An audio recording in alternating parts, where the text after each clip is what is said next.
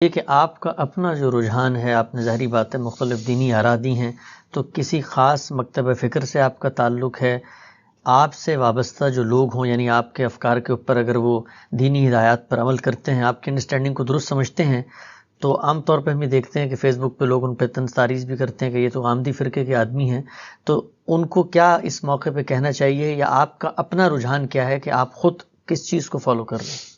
میں تو مسلمان ہوں الحمدللہ، اول مسلمان آخر مسلمان، مجھے پورا شرع صدر ہے کہ میری مذہبی شناخت ایک ہی ہے، تو میں اس کے سوا یا اس سے زائد یا اس کے علاوہ کسی مذہبی شناخت کو اور کسی مذہبی تعارف کو اپنے لیے پسند نہیں کرتا۔ اس مسلمان ملت کے تمام علماء، وہ اہل تشیع کے ہوں، وہ دیوبندی ہوں، وہ بریلوی ہوں، وہ اہل حدیث ہوں، وہ قدماء ہوں، وہ آج کے ہوں، وہ کسی بھی نقطہ نظر سے تعلق رکھنے والے ہوں، سب میرے لیے باعث عزت ہیں، قابل احترام ہیں، اور میں ان سب سے استفادہ کرتا ہوں۔ میں کسی کے لیے اپنا دروازہ بند نہیں کرتا۔ جب میں کسی موضوع پر تحقیق کر رہا ہوتا ہوں تو جس شوق کے ساتھ میں اہل سنت علماء کی چیزیں دیکھتا ہوں، اسی طرح اہل تشیع کی دیکھتا ہوں، اسی طریقے سے دیوبندی، بریلوی، اہل حدیث سب کی دیکھتا ہوں۔ یعنی مجھے تو یہ دیکھنا ہوتا ہے کہ استدلال کی بنا کیا ہے۔ بنائے استدلال اگر قرآن ہے تو کیا اس کا فہم صحیح ہے؟ بنائے استدلال سنت ہے تو کیا اس میں کوئی غلطی تو نہیں ہو رہی؟ بنائے استدلال اگر کوئی روایت یا حدیث ہے تو اس کے الفاظ سے کوئی تجاوز تو نہیں ہو رہا؟ کیا مدعا سمجھا گیا ہے؟ یہ سب چیزیں بالکل استدلال کی بنیاد پر دیکھنا، اور اس میں یہ ضروری نہیں ہے کہ یہ طے کر لیا جائے کہ مجھے فلاں کی بات ماننی ہے۔ جس کی بات کبھی ہوگی، جس کی بات مدلل ہوگی، جس کے استدلالات واضح ہوں گے، اس کو میں قبول کروں گا۔ لیکن ظاہر ہے کہ یہ جو قبولیت، عدم قبولیت ہے، یہ کسی پرنسپل، کسی اصول پر ہوتی ہے۔ وہ پرنسپل اور اصول جو ہے وہ بھی پرکھے جاتے رہتے ہیں، اور مختلف اصولوں کا تقابل بھی ہوتا رہتا ہے، تو وہ جو پرنسپل یا اصول ہے، اس سے اصل میں کسی شخص کا بنیادی اپروچ قائم ہوتا ہے کہ وہ چیزوں کو کیسے دیکھے گا۔ یعنی مثال کے طور پر یہ بات کہ قرآن مجید کو میزان کی یا فرقان کی حیثیت حاصل ہے، قرآن مجید کے الفاظ سے تجاوز کر کے کوئی رائے قبول نہیں کی جائے گی۔ ظاہر ہے یہ ایک اصول ہے، یہ پرنسپل ہے۔ تو میں ان اصول کی حد تک امام حمید الدین فرائی کے نقطہ نظر کو صحیح سمجھتا ہوں۔ یعنی اطلاقات میں میرے جلیل القدر استاد، ان کے شاگرد تھے براہ راست، انہوں نے بہت سی جگہوں سے اختلاف کیے، میں نے خود استاد امام سے بہت سی جگہوں پر بڑے ادب کے ساتھ اختلاف کیا ہے۔ تو میرے ہاں اس کا تو کوئی سوال ہی نہیں ہے کہ آپ نے ایک مدرسہ فکر قائم کر لیا ہے، اب آپ اس سے باہر نہیں نکلیں گے۔ نہیں ہو سکتا ہے کہ میں ایک بات جس کو برسوں سے مانتا رہا ہوں، جب کسی دوسرے کی اس پہ تنقید سامنے آئے تو میری غلطی مجھ پر واضح ہو جائے۔ ہم سب انسان ہیں، ہم میں سے کوئی پیغمبر نہیں ہے، اس لیے سب سے استفادہ کریں گے۔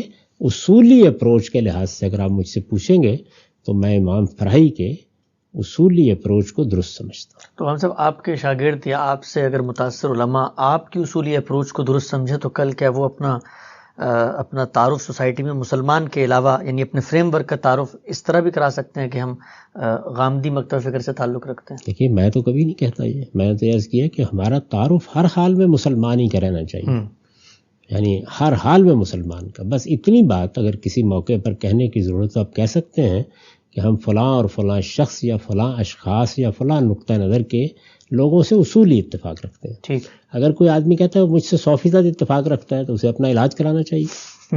اس لیے ہے کہ 100% اتفاق صرف پیغمبروں سے کیا جاتا ہے۔ ہم سب انسان ہیں، ہم غلطیاں کرتے ہیں۔ ہر شخص کو کھلی آنکھوں کے ساتھ، کھلے دل کے ساتھ سب اہل علم سے استفادہ کرنا چاہیے۔ مختلف اہل علم کی مجلسوں میں جائیے، ان کی کتابیں پڑھیے، ان کی بات سنیے، تاکہ آپ کسی ایک کنویں کے مینڈک نہ بن کے رہ جائیں۔ لیکن یہ سب کچھ کرتے ہوئے بھی آدمی یہ محسوس کرتا ہے کہ فلاں شخص یا فلاں صاحب علم یا فلاں گروہ کا جو بنیادی اپروچ ہے وہ مجھے صحیح لگتا ہے، تو وہ زیادہ سے زیادہ یہ کہہ سکتا ہے کہ میں اس میں میرا نام لے کے کہ اس کے اپروچ کو درست سمجھتا ہوں۔ لیکن یہ اصول ہوگا، اس سے زائد کچھ نہیں۔ اجزاء میں بہت سی چیزوں میں اختلاف ہو سکتا ہے اور کرنا چاہیے۔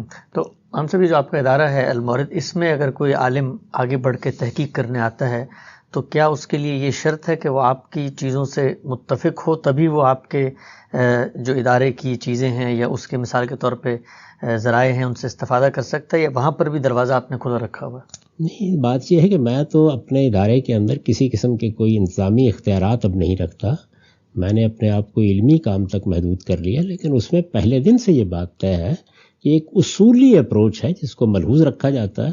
باقی اس وقت جو لوگ وہاں کام کر رہے ہیں مجھ سے بہت سے معاملات میں اختلاف رکھتے ہیں، استاذ امام سے اختلاف رکھتے ہیں، امام فرائی سے اختلاف رکھتے ہیں. تو وہاں علمی کام اسی اصول پر کیا جاتا ہے کہ میں نے اپنے بارے میں وضاحت کی ہے. جو چیز میں اپنے لیے غلط سمجھتا ہوں، سوال یہ میں اس کو دوسروں کے لیے اصول کیسے بنا سکتا ہوں. ٹھیک. تو المورد میں یا ہمارے اداروں میں ہر جگہ یہی ہے کہ ایک اصولی اپروچ، ظاہر ہے اصولی اپروچ تو ہر جگہ ہوتا ہے، لیکن اجزاء میں آگے اس کے اطلاق میں اجتہادی امور میں بہت سے اختلافات ہوتے ہیں. اصولی اپروچ میں یہ بات طے ہو گئی کہ قرآن کو برتر مان کر بات کی جائے گی، اس کے لفظ کا دامن پکڑا جائے گا، جملے کی تالیف اور اس کے سیاق سواق سے ہٹ کر کوئی چیز نہیں کی جائے گی. یہ اصولی بات ہے. لیکن ان سب چیزوں کا ملحوظ رکھ کے ایک شخص مجھ سے بالکل مختلف نتیجے تک پہنچ جاتا ہے، پہنچ جائے، کوئی فرق نہیں پڑتا، اس سے بیان کرے اس کو. بلکہ آپ کو معلوم ہے کہ میرے اپنے عزیز ترین شاگرد جو میرے ساتھ اس وقت کام کر رہے ہیں، انہوں نے بعض معاملات میں مجھ سے اختلاف کیا، ان کے مقالات شائع ہو چکے ہیں، وہ ہمارے ہاں بھی موجود ہیں، لوگ ان کو پڑھ سکتے ہیں، دیکھ سکتے ہیں. ابھی حال میں مولانا عامر گزدر صاحب نے ایک تفصیلی تنقید میرے اس نقطہ نظر پر کی ہے جو میں نے اپنی کتاب میں ظاہر کیا ہے کہ میرے نزدیک جس وقت آپ قربانی کرتے ہیں تو ناخنوں کو اور بالوں کو نہیں کترواتے، یعنی ذوالحج کے 10 دنوں میں اس کو استحباب کے درجے میں رسالت مآب صلی اللہ علیہ وسلم کی ہدایت سمجھتا ہوں، اور مجھے اب بھی اس پر اطمینان ہے. انہوں نے اس پر شدید تنقید کی ہے اور بہت اچھی تنقید کی ہے.